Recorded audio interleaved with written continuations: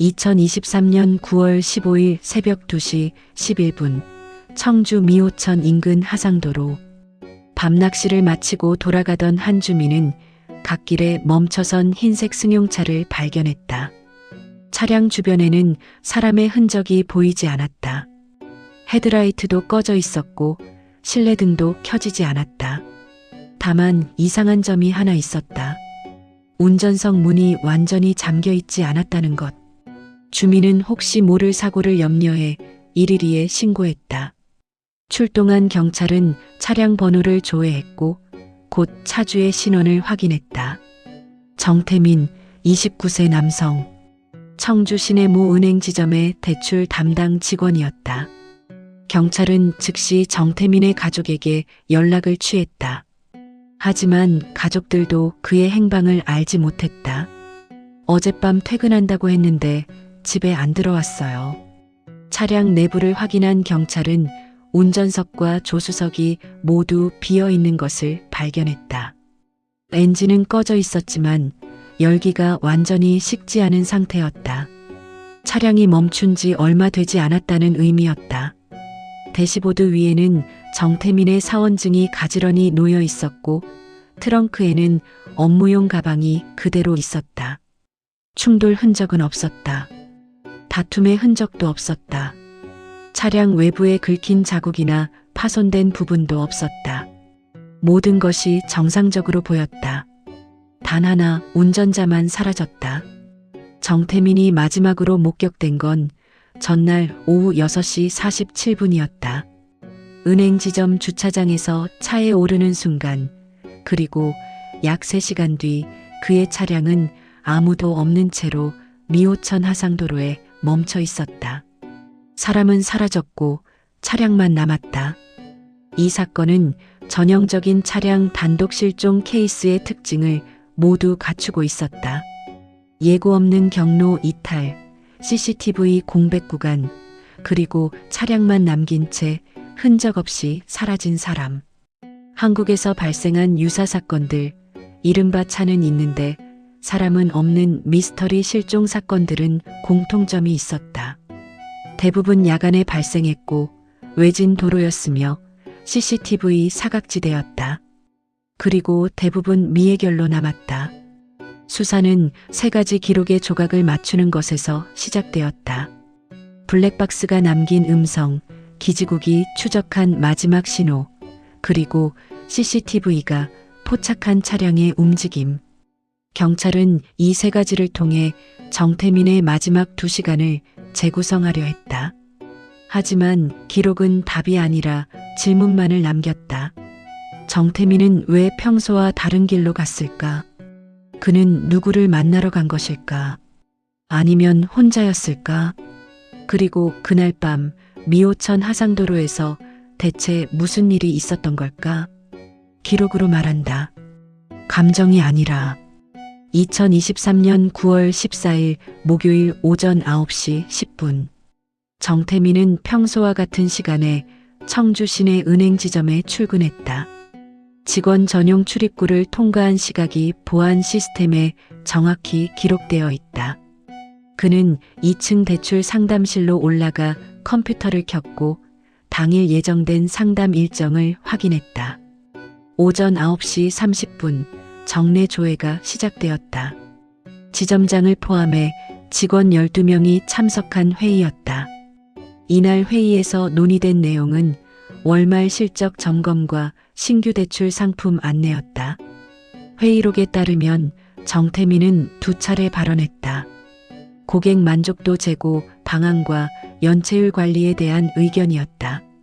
평소처럼 차분하고 논리적인 발언이었다고 동료들은 기억했다. 회의가 끝난 뒤 정태민은 오전 상담 예약 고객을 맞이했다. 30대 남성, 전세자금 대출 상담이었다. 상담은 약 40분간 진행되었고 서류 검토 후 대출 승인 가능 여부를 안내하는 것으로 마무리되었다. 상담을 받은 고객은 경찰 조사에서 다음과 같이 진술했다. 친절하고 꼼꼼하게 설명해 주셨어요. 전혀 이상한 점은 못 느꼈습니다. 점심시간은 오후 12시 30분부터 1시 30분까지였다. 정태민은 동료 3명과 함께 지점 인근 한식당으로 갔다. 메뉴는 김치찌개 정식이었고 식사를 하며 나눈 대화는 주로 주말 계획에 관한 것이었다. 동료 중 한 명은 이렇게 기억했다. 태민이가 주말에 부모님 댁 가서 저녁 먹는다고 했어요. 어머니가 갈비찜 해주신다고 좋아하더라고요. 평소와 전혀 다를 게 없었어요. 오후 2시 37분 정태민의 휴대전화에 어머니로부터 전화가 걸려왔다. 통화 시간은 1분 23초. 통신 기록상 이 통화는 정태민이 그날 받은 유일한 가족 전화였다. 어머니는 경찰 조사에서 점심 먹었냐고 물었고 태민이가 막 먹고 왔다고 했다고 진술했다. 오후 3시부터 정태민은 오후 업무를 시작했다. 대출 서류 검토 2건, 연체 고객 전화 상담 1건, 그리고 내부 결제 문서 작성이 오후 일정이었다. 동료들의 증언에 따르면 정태민은 업무에 집중하고 있었고 특별히 불안하거나 초조한 기색은 전혀 보이지 않았다. 오후 4시 10분 민원 고객 한 명이 지점을 방문했다. 50대 여성으로 주택담보대출 연장 상담을 원했다. 정태민은 이 고객을 약 40분간 상담했다. 상담 내용은 금리 조정과 대출 기간 연장에 관한 것이었고 정태민은 여러 옵션을 제시하며 친절하게 설명했다고 한다. 상담을 받은 고객은 경찰에 이렇게 말했다. 굉장히 차분하고 친절한 분이셨어요. 복잡한 내용도 알기 쉽게 설명해 주셨고요. 상담 끝나고 나갈 때 좋은 하루 되세요라고 인사해 주셨는데 그게 마지막이 될 줄은 몰랐죠. 오후 5시 50분 업무 종료 시간이 가까워졌다. 정태민은 책상을 정리하고 컴퓨터를 종료했다. 그의 책상은 항상 깔끔하게 정돈되어 있었다고 동료들은 기억한다. 펜은 펜꽂이에, 서류는 파일에, 포스트잇은 모니터 옆에. 모든 것이 제자리에 있었다. 오후 6시 12분 동료로부터 카카오톡 메시지가 도착했다. 오늘 저녁 약속 있음. 정태민의 답장은 6시 15분에 발송되었다. 아니, 바로 들어갈 듯. 이것이 정태민이 남긴 마지막 메시지였다. 짧고 간결한 평소 그의 말투와 다를 바 없는 문장이었다. 오후 6시 47분 정태민은 은행 지점을 나섰다. 지하 주차장 CCTV에는 그가 엘리베이터에서 내려 차량으로 걸어가는 모습이 선명하게 담겨 있다. 검은색 정장에 회색 넥타이, 서류 가방을 든 모습. 그는 차 문을 열고 운전석에 올랐다. 시동을 걸고 안전벨트를 맸다. 그리고 천천히 주차장을 빠져나갔다. 평소와 다를 것 없는 퇴근길의 시작이었다. 적어도 그렇게 보였다. 동료들의 진술은 일관적이었다. 태민이는 그날 특이한 점이 전혀 없었다는 것. 평소처럼 성실하게 업무를 처리했고 평소처럼 동료들과 대화를 나눴으며 평소처럼 퇴근했다. 극단적인 선택을 암시하는 어떤 징조도 없었다는 것이 모두의 공통된 기억이었다. 하지만 그날 밤 정태민은 집에 돌아가지 않았다. 정태민의 집은 은행 지점에서 차로 약 15분 거리에 있었다. 그가 거주하던 곳은 청주 시내 한 아파트 단지였고 평소 그는 같은 경로로 퇴근하는 습관이 있었다. 은행 지점 주차장을 나와 메인 도로로 진입, 첫 번째 사거리를 직진, 두 번째 신호등에서 좌회전, 그리고 약 5분 후 아파트 단지 입구 도착. 이 경로는 신호 대기 시간을 포함해 평균 12분에서 17분이 소요되었다. 정태민은 지난 1년간 거의 매일 이 길로 퇴근했다. 하지만 그날 정태민은 평소의 길을 벗어났다. 오후 7시 42분 정태민의 차량은 집 방향이 아닌 외곽도로 방면 진입로에서 포착되었다. 이 지점은 은행에서 출발해 약 20분 거리에 있는 곳이었다. 시내 중심가를 벗어나 외곽으로 향하는 도로의 입구였다. 경찰은 이 시각을 정태민의 경로 이탈 시점으로 판단했다. 그가 은행을 나선 지 55분이 지난 시점이었다. 통상적인 퇴근 경로였다면 이미 집에 도착해 주차를 마치고 엘리베이터를 타고 있어야 할 시간이었다. 왜 그는 방향을 틀었을까? 경찰은 정태민의 휴대전화 기록을 샅샅이 분석했다. 오후 6시 47분 퇴근 이후부터 오후 7시 42분 경로 이탈 시점까지 정태민의 휴대전화에는 어떤 전화도 걸려오지 않았다. 문자 메시지도 없었다. 카카오톡 메시지도 수신되지 않았다. 그 누구도 정태민에게 연락하지 않았다. 내비게이션 검색 기록도 확인했다. 정태민은 평소 스마트폰 내비게이션 앱을 사용했는데 그날 저녁 검색 기록은 전혀 남아있지 않았다. 목적지 설정도 경로 검색도 없었다. 그는 단지 운전만 했다. 그렇다면 그는 어디로 가고 있었던 걸까? 블랙박스 음성 기록이 유일한 단서였다. 오후 7시 44분 차량이 외곽도로로 진입한 직후 정태민의 목소리가 녹음되었다. 잠시 들렀다 갈까? 짧은 혼잣말이었다. 음성 분석 결과 정태민의 목소리는 낮고 차분했으며 특별한 감정의 동요는 감지되지 않았다. 불안이나 초조함의 흔적도 없었고 다급함도 느껴지지 않았다. 평소 혼잣말하듯 중얼거리는 톤이었다. 하지만 그가 말한 들렀다 갈 장소가 어디였는지는 알 수 없었다. 그 이후 블랙박스에는 어떤 음성도 녹음되지 않았다. 블랙박스 영상은 이후 약 30분간의 주행 과정을 담고 있었다. 차량은 외곽도로를 따라 일정한 속도로 이동했다. 차선 변경은 안정적이었고 급가속이나 급제동의 흔적은 없었다. 신호를 준수했고 과속하지도 않았다. 운전 패턴에서 이상한 점은 전혀 발견되지 않았다.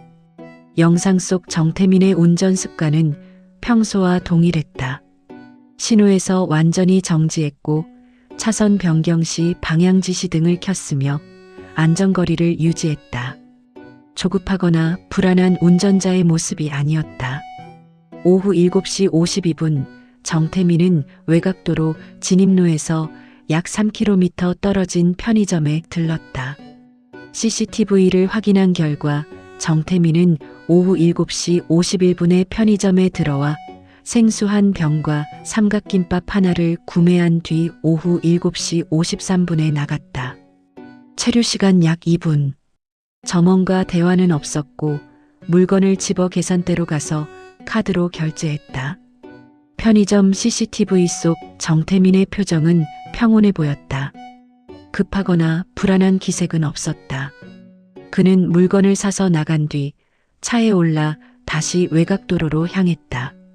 오후 8시 10분경 차량은 청주 외곽의 한적한 도로로 접어들었다. 주변에는 논밭과 소규모 공장 건물들이 보였다. 가로등이 드문드문 있었고 차량 통행량도 현저히 줄어들었다. 블랙박스 영상에는 맞은편에서 오는 차량이 거의 보이지 않았다. 오후 8시 16분 정태민의 차량은 미호천 인근 하상도로로 진입했다. 이곳은 청주 외곽의 매우 한적한 곳이었다. 미호천을 따라 이어지는 2차선 도로였고 한쪽에는 강물이 흐르고 다른 한쪽에는 둑이 있었다. 낮 시간에는 산책하거나 낚시하러 오는 사람들이 간혹 있었지만 밤 시간대에는 거의 사람이 없는 곳이었다. 정태민이 이곳에 올 이유는 명확하지 않았다. 그의 집, 은행, 자주 가던 식당이나 카페, 친구들이 사는 곳, 부모님 댁 등 어느 곳도 이 경로와 관련이 없었다. 과거 휴대전화 위치 기록을 분석한 결과 정태민은 지난 6개월간 이 지역을 단 한 번도 방문한 적이 없었다. 그렇다면 왜 그날 밤 그는 이곳으로 온 것일까? 가설의 실마리는 여기서 시작되었다. 밤 8시 16분 미호천 인근 하상도로. 이 지점에는 도로 안전 관리를 위한 CCTV가 한 대 설치되어 있었다. 카메라는 도로 중간 지점의 가로등 기둥에 부착되어 있었고 약 200m 구간을 녹화하고 있었다. 해상도는 그리 높지 않았지만 차량의 색상과 번호판 정도는 식별 가능한 수준이었다. 오후 8시 16분 32초 정태민의 흰색 아반떼가 CCTV 화면 왼쪽에서 천천히 들어왔다. 차량의 속도는 매우 느렸다. 과학수사팀의 분석 결과 시속 약 25km에서 30km 정도로 추정되었다. 제한 속도가 시속 60km인 구간이었으므로 정태민은 절반 이하의 속도로 주행하고 있었던 것이다. 차량은 중앙선을 넘지 않고 자기 차선을 유지하며 직진했다. 급제동이나 급회전의 흔적은 없었다. 헤드라이트는 정상적으로 켜져 있었다. 블랙박스 영상과 비교했을 때 차량의 움직임은 일관적이고 안정적이었다. 오후 8시 16분 48초 차량이 CCTV 화면 오른쪽으로 빠져나갔다. 그리고 다음 프레임에서 차량은 사라졌다. CCTV 녹화는 계속되었지만 그 이후 정태민의 차량은 다시 나타나지 않았다. 오후 8시 17분부터 8시 28분까지 정확히 11분간 이 도로를 지나간 차량은 단 한 대도 없었다. 밤 시간대에 한적한 외곽 도로였다. 11분의 공백. 경찰은 이 11분 동안 무슨 일이 있었는지 파악하기 위해 주변 CCTV를 모두 조사했다. 하지만 이 구간에는 다른 카메라가 설치되어 있지 않았다. 하상도로는 외진 곳이었고 CCTV 설치 우선순위에서 밀려나 있었다. 예산 부족으로 인해 중요 구간에만 카메라가 설치된 상태였다. 오후 8시 28분 17초 약 1.2km 떨어진 지점의 CCTV에 정태민의 차량이 다시 포착되었다. 차량은 갓길에 멈춰 있었다. 엔진이 꺼진 것인지 헤드라이트도 꺼져 있었다. 차량은 도로 오른쪽 갓길에 비스듬히 세워진 상태였다. 주차라기보다는 급히 멈춘 것처럼 보이는 각도였다. 하지만 충돌이나 사고의 흔적은 없었다. 그리고 그 이후 차량은 움직이지 않았다. 경찰은 이후 6시간 동안의 CCTV 영상을 전부 확인했다.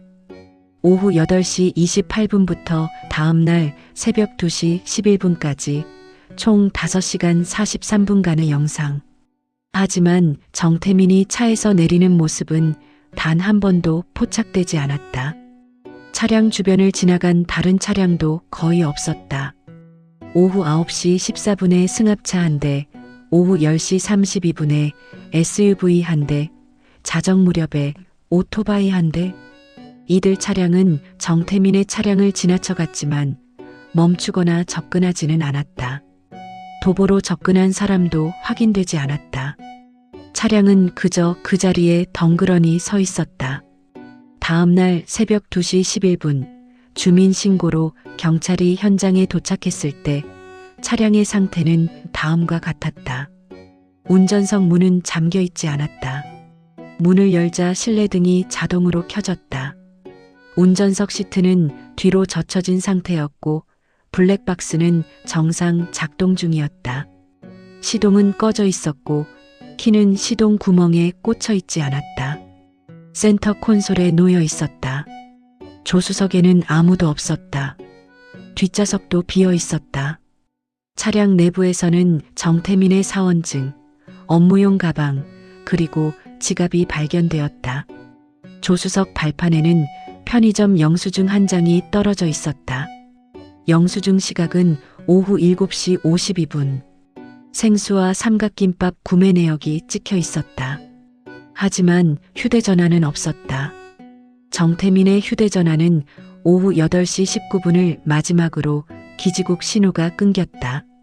마지막 신호 위치는 미호천 하상도로 인근 바로 이 지점이었다. 전원이 꺼졌는지 배터리가 방전되었는지 아니면 물에 빠져 작동이 중단되었는지 알 수 없었다. 운전석은 비어 있었고 그는 그 자리에 없었다. CCTV가 놓친 11분. 그 11분 동안 무슨 일이 있었던 걸까? 2023년 9월 15일 금요일 오전 6시 과학수사팀이 현장에 도착했다. 밤의 어둠이 걷히고 날이 밝자 현장의 전모가 드러났다. 차량이 멈춰선 곳은 미호천과 이어지는 교량 아래 하상도로였다. 이곳은 강을 따라 이어지는 좁은 길로 한쪽에는 미호천이 흐르고 다른 한쪽에는 콘크리트 제방이 있었다. 주변에는 풀이 무성했고 가로등은 약 50m마다 하나씩 설치되어 있었다. 차량은 도로 오른쪽 갓길, 제방 쪽에 세워져 있었다. 운전석 쪽이 도로를 향하고 조수석 쪽이 제방을 향한 상태였다. 주차라기보다는 급히 멈춘 것 같은 각도였다. 하지만 주변에 급정거의 흔적은 없었다. 과학수사팀장은 장갑을 끼고 조심스럽게 운전석 문 손잡이를 잡았다. 문은 잠겨 있지 않았다. 가볍게 당기자 문이 열렸고 실내등이 자동으로 켜졌다. 운전석은 비어 있었다. 시트는 뒤로 젖혀진 상태였다. 마치 누군가 휴식을 취하려고 뒤로 눕힌 것 같은 각도였다. 시트 사이에는 볼펜 한 자루가 끼워져 있었고 발판에는 아무것도 없었다. 운전석 도어 포켓에는 영수증 몇 장과 물티슈가 들어 있었다. 대시보드 위에는 정태민의 사원증이 가지런히 놓여 있었다. 이것이 수사관들의 주목을 끌었다. 사원증은 마치 누군가 의도적으로 올려둔 것처럼 정확히 대시보드 중앙에 위치해 있었다. 옆으로 치우치지도 않았고 기울어지지도 않았다. 완벽하게 수평을 이루고 있었다. 이건 누가 일부러 놓은 것 같은데요. 한 수사관이 중얼거렸다. 사원증을 그렇게 정확하게 놓으려면 의식적인 행동이 필요했다. 차를 세우고 내리면서 무심코 던져둔 것이라면 이렇게 정확한 위치에 놓이기 어려웠다. 조수석도 비어 있었다. 발판에는 편의점 영수증 한 장이 떨어져 있었다. 영수증을 집어든 수사관은 시각을 확인했다. 2023년 9월 14일 오후 7시 52분. 품목은 생수 500ml 한 병, 삼각김밥 하나. 금액은 3,800원. 카드 결제 내역이었다. 센터 콘솔을 열자 차 키가 놓여 있었다. 시동 구멍에 꽂혀 있지 않고 콘솔 안에 가지런히 놓여 있었다. 그 옆에는 동전 몇 개와 주차권 한 장이 있었다. 수사관은 시동을 걸어보았다. 키를 돌리자 엔진이 부드럽게 걸렸다. 차량에는 아무 이상이 없었다. 연료도 절반 정도 남아 있었다. 계기판에 경고등도 켜져 있지 않았다. 하지만 보닛을 열었을 때 미세한 열기가 감지되었다. 엔진 블록에 손을 대보니 약간의 온기가 남아 있었다. 완전히 식지 않은 상태였다. 기계공학 전문가의 소견에 따르면 엔진이 꺼진 지 약 35시간 정도 경과한 것으로 추정되었다. 새벽 2시에 발견되었으므로 차량이 멈춘 시각은 대략 전날 밤 9시에서 11시 사이로 좁혀졌다. CCTV에 차량이 마지막으로 포착된 시각이 오후 8시 28분이었으므로 이 추정은 합리적이었다. 블랙박스를 확인했다. 메모리 카드를 꺼내 노트북에 연결하자 영상이 재생되었다. 마지막 녹화 시각은 오후 8시 31분이었다. 그 이후로는 녹화가 중단되어 있었다. 엔진이 꺼지면서 블랙박스도 자동으로 꺼진 것이었다. 오후 8시 31분 영상에는 하상도로의 야간 풍경이 담겨 있었다. 헤드라이트가 비추는 어두운 도로, 가로등 불빛, 그리고 천천히 움직이는 차량의 시점. 영상은 차량이 천천히 멈추는 모습을 보여주다가 끊겼다. 음성은 없었다. 오후 7시 44분에 잠시 들렀다 갈까 이후 블랙박스에는 어떤 음성도 녹음되지 않았다. 뒷좌석을 확인했다. 비어 있었다. 시트 위에는 아무것도 없었고 발판에도 아무것도 없었다. 다만 뒷좌석 도어 포켓에서 우산 한 개가 발견되었다. 평범한 검은색 장우산이었다. 트렁크를 열었다. 업무용 서류 가방이 그대로 놓여 있었다. 검은색 가죽 서류 가방이었고 지퍼는 잠겨 있지 않았다. 가방을 열자 노트북, 서류 파일 몇 개, 그리고 지갑이 들어 있었다. 지갑 속에는 신용카드 2장, 체크카드 1장, 주민등록증, 운전면허증, 그리고 현금 43,000원이 그대로 남아 있었다. 명함 몇 장과 영수증도 있었다. 지갑은 평소 정태민이 사용하던 것이었고 내용물에 특이한 점은 없었다. 트렁크에는 그 외에 세차 도구 상자, 예비 타이어, 공구 세트가 있었다. 모두 정상적인 물건들이었다. 하지만 휴대전화는 없었다.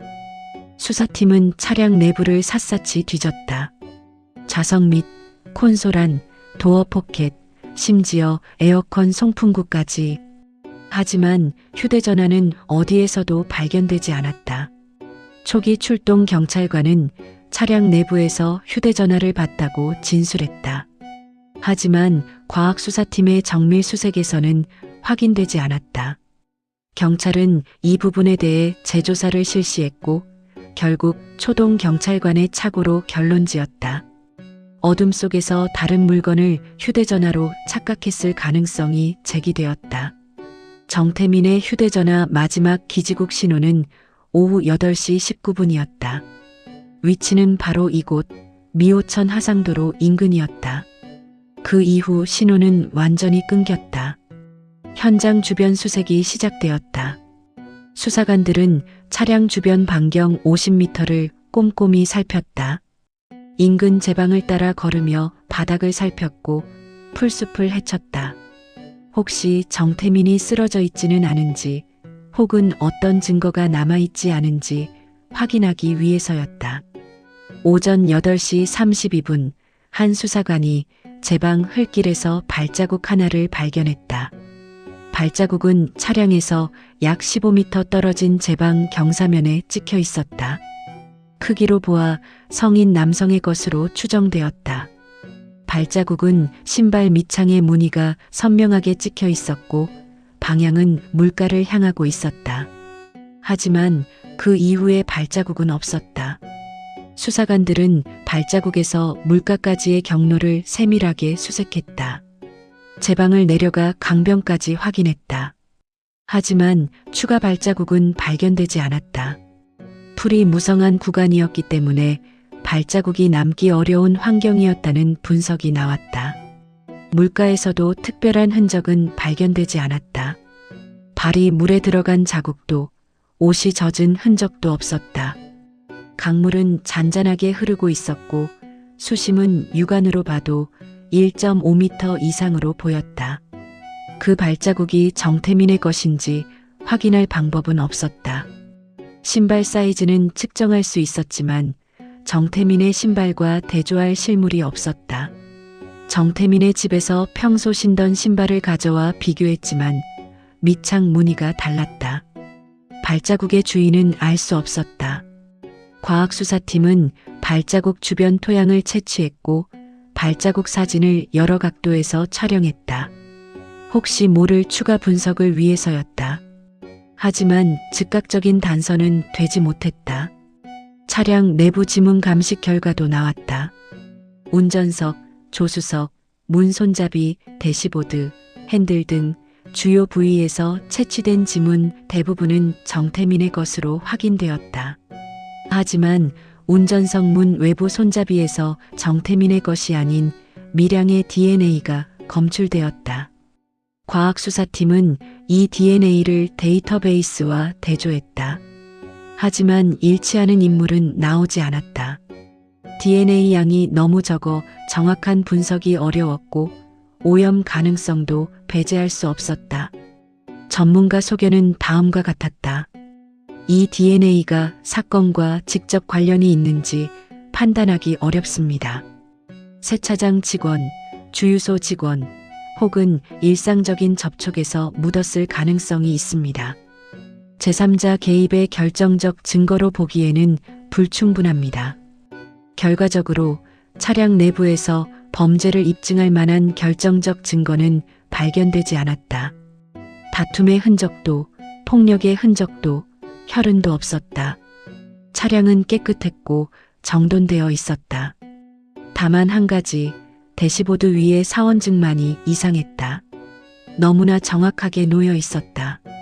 마치 누군가 메시지를 남기려는 것처럼. 차량만 남았고 정태민은 어디에도 없었다. 경찰은 정태민의 실종 경위를 파악하기 위해 주변인 진술 확보에 나섰다. 가족, 연인, 동료, 친구 등 정태민과 가까운 사람들을 모두 조사했다. 하지만 진술들은 서로 일치하지 않았다. 각자가 기억하는 정태민의 모습은 조금씩 달랐고 사건 당일의 정황에 대한 설명도 엇갈렸다. 진술은 조각처럼 흩어져 있었다. 동료어의 진술, 업무 스트레스와 2주 전 사건. 정태민과 같은 대출팀에서 근무했던 동료어는 경찰 조사에서 조심스럽게 입을 열었다. 태민이는 정말 성실한 친구였어요. 업무 처리도 꼼꼼했고 고객 응대도 친절했죠. 그래서 지점장님도 태민이를 신뢰했어요. 동료어는 정태민의 평소 성격을 내성적이지만 책임감 강한 타입이라고 묘사했다.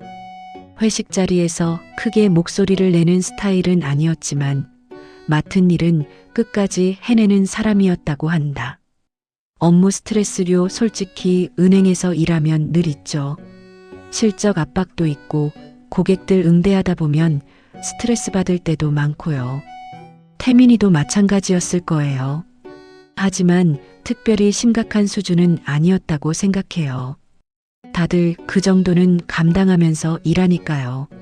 하지만 추가 질문 과정에서 동료어는 한 가지 사건을 언급했다. 그런데 생각해보니 2주 전쯤, 그러니까 9월 초였나 대출 거절된 고객이 태민이한테 항의하러 온 적이 있었어요. 꽤 크게 다퉜다고 들었어요. 경찰은 즉시 이 사건에 주목했다.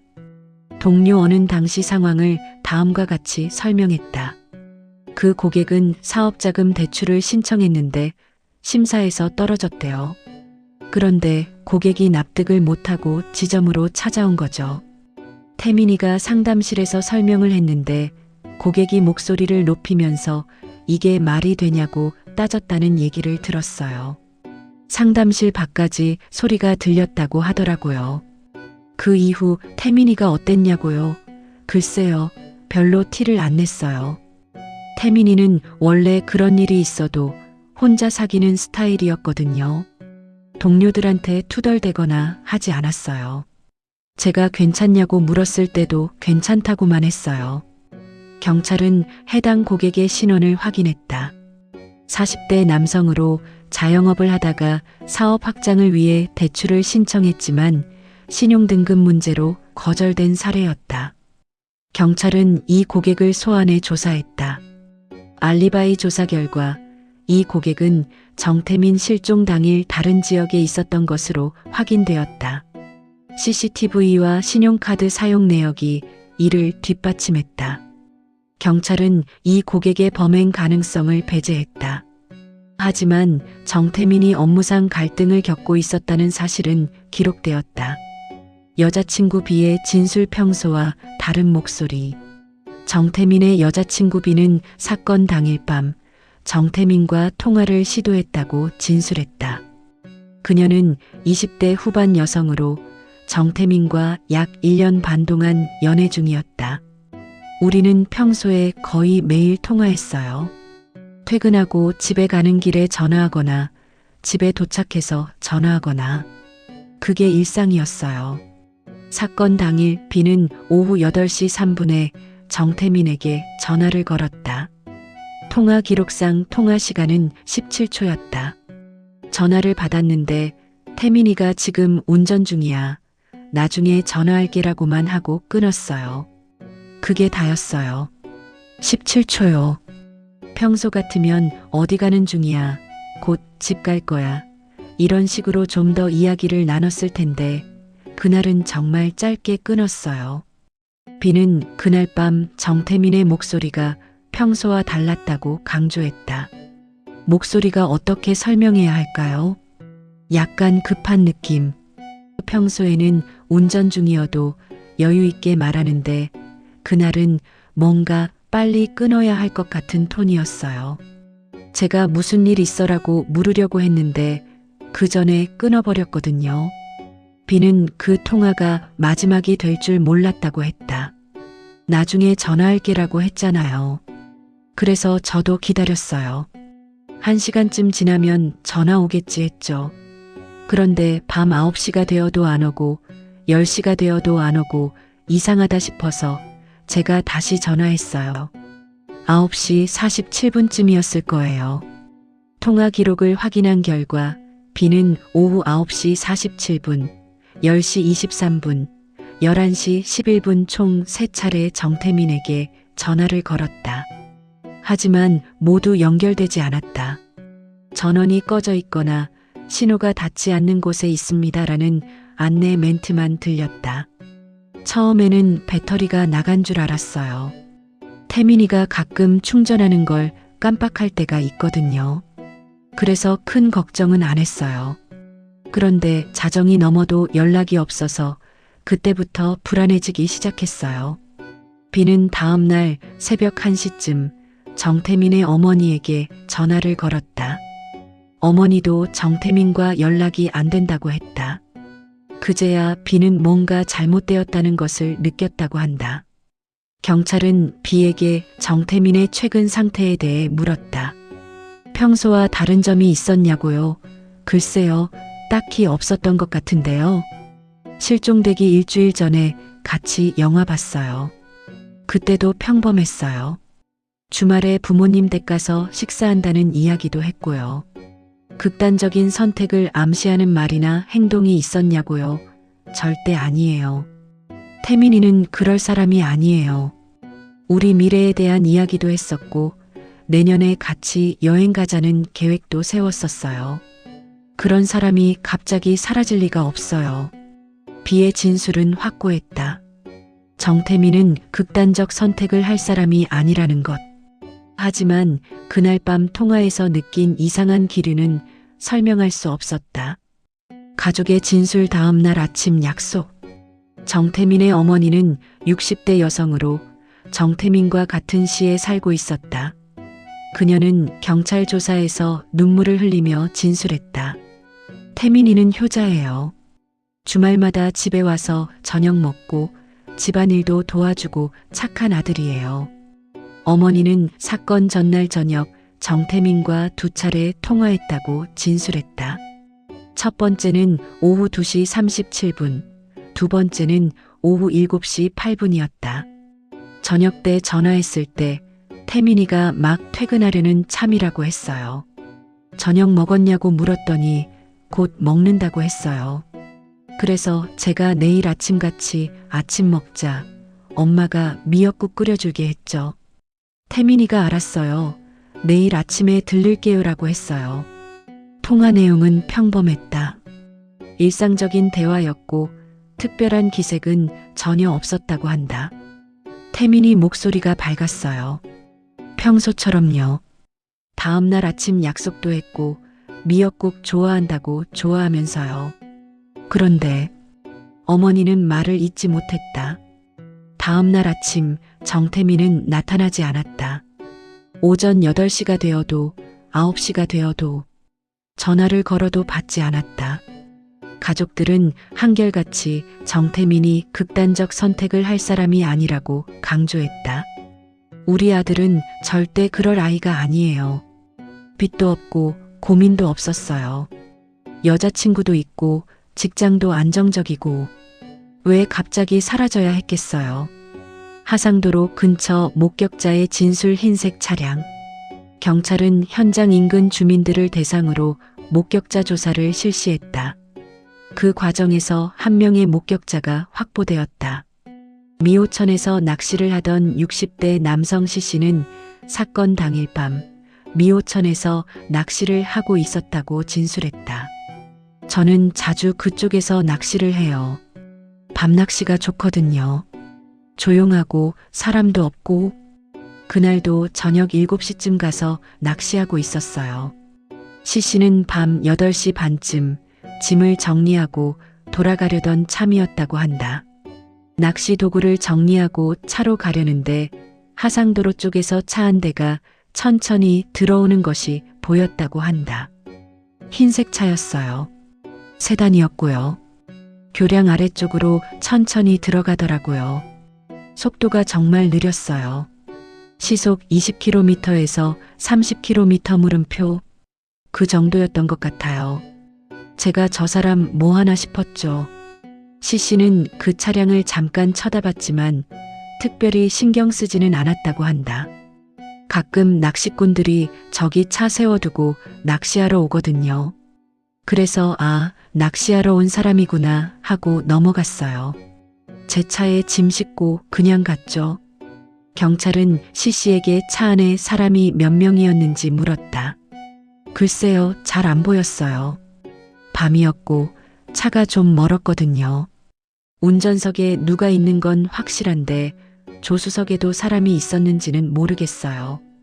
차 안이 어두워서 잘 안 보였어요. 혼자였는지 아니면 둘 이상이었는지 확실하지 않다는 말씀이시죠? 네, 확실하지 않아요. 운전하는 사람은 분명히 있었는데 나머지는 잘 모르겠어요. C씨의 목격 시각은 CCTV 공백 구간 직후 차량이 갓길에 멈춰 있던 시각과 일치했다. 그의 진술은 정태민의 차량이 그 시각에 그곳에 있었다는 것을 뒷받침했다. 하지만 차 안에 정태민 혼자였는지 아니면 다른 사람이 함께 있었는지는 확인할 수 없었다. 진술은 조각처럼 흩어져 있었다. 동료는 2주 전 고객과의 갈등을 언급했고 여자친구는 당일 밤 평소와 다른 목소리를 기억했으며 가족은 다음 날 아침 약속을 잡았다고 말했다. 목격자는 차량을 봤지만 그 안에 누가 있었는지는 알 수 없었다. 진술은 서로 맞지 않았고 그의 위치는 더 알 수 없게 되었다. 2024년 9월 사건 발생 1년 후 청주 미호천 교량 아래 하상도로에는 새로운 CCTV가 설치되었다. 사건 이후 이 구간의 CCTV 공백 문제가 지역 언론에 보도되었다. 11분의 공백이 실종 사건 수사를 가로막다는 제목의 기사가 나갔고 시민들의 민원이 이어졌다. 청주시는 추가 CCTV 설치 예산을 확보했고 2024년 3월부터 총 5개의 카메라가 하상도로 구간에 새로 설치되었다. 이제 이 도로는 빈틈없이 녹화되고 있다. 24시간 365일. 하지만 정태민은 여전히 돌아오지 않았다.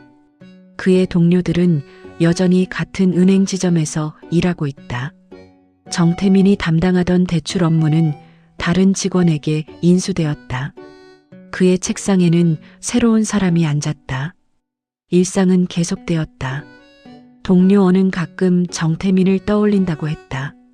가끔 복도를 지나다가 여기서 태민이랑 점심 먹으러 갔었지 하는 생각이 들 때가 있어요.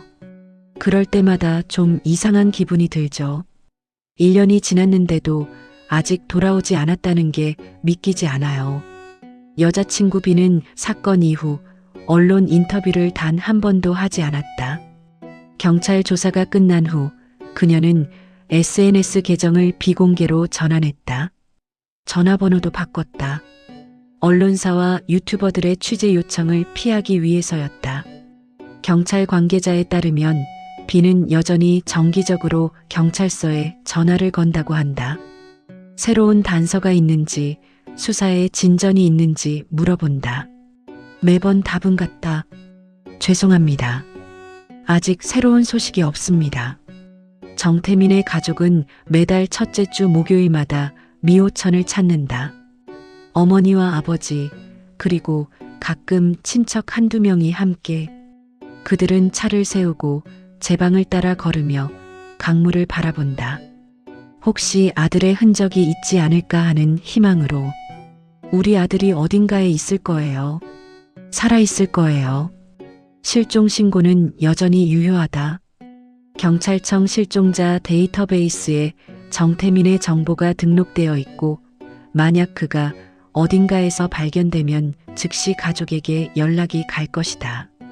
하지만 1년간 아무 소식이 없었다. 경찰 수사 기록은 2024년 3월을 마지막으로 추가 업데이트가 중단되었다.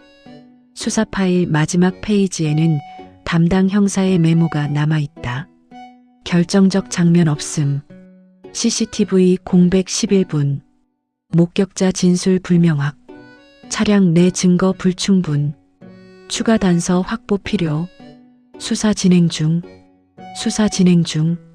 하지만 실제로는 수사가 사실상 종결 단계에 들어갔다.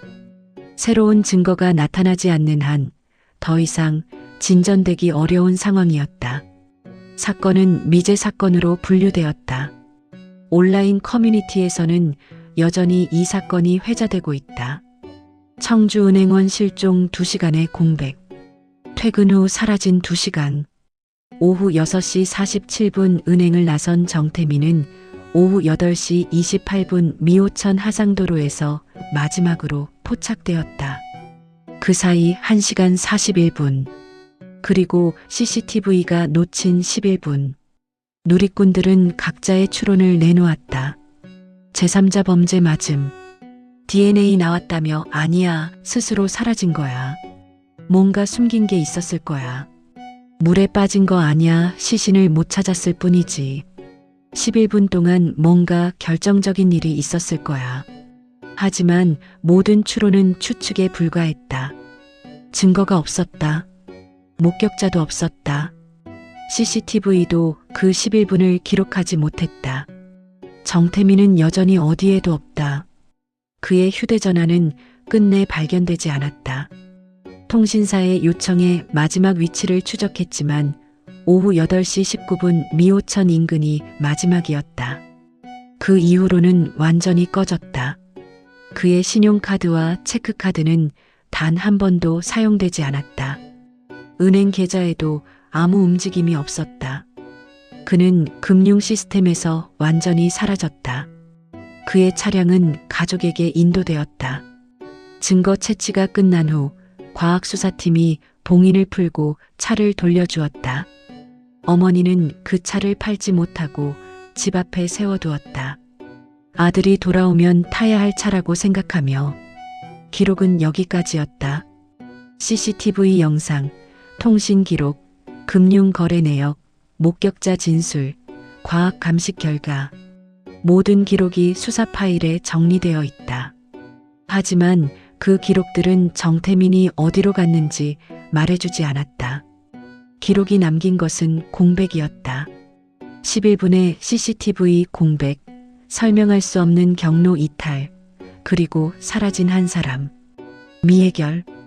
그것이 이 사건의 현재 상태였다. 차량만 남고 사람은 없었다.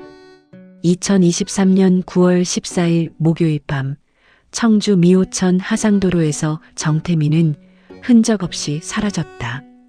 29세 은행원, 성실한 직원, 효자, 좋은 연인. 평범한 하루를 보내고 퇴근한 그는 그날 밤 집에 돌아가지 않았다. 그가 왜 미호천으로 갔는지 아무도 모른다. 그가 누구를 만났는지 혹은 혼자였는지도 모른다. 그에게 무슨 일이 있었는지 그 누구도 설명할 수 없다. 기록이 남긴 것은 공백이었다. CCTV가 놓친 11분. 끊긴 통신 기록. 차량 내부에 가지런히 놓인 사원증. 물가를 향한 발자국 하나, 그리고 발견되지 않은 휴대전화. 조각들은 있지만 전체 그림은 보이지 않는다. 세 가지 가설이 있었다. 제3자의 범죄, 계획적 실종, 극단적 선택. 하지만 어느 것도 확실하지 않았다. 증거는 불충분했고 진술은 엇갈렸으며 현장은 침묵했다. 1년이 지났지만 질문은 여전히 남아있다. 여러분은 이 2시간을 어떻게 해석하시나요?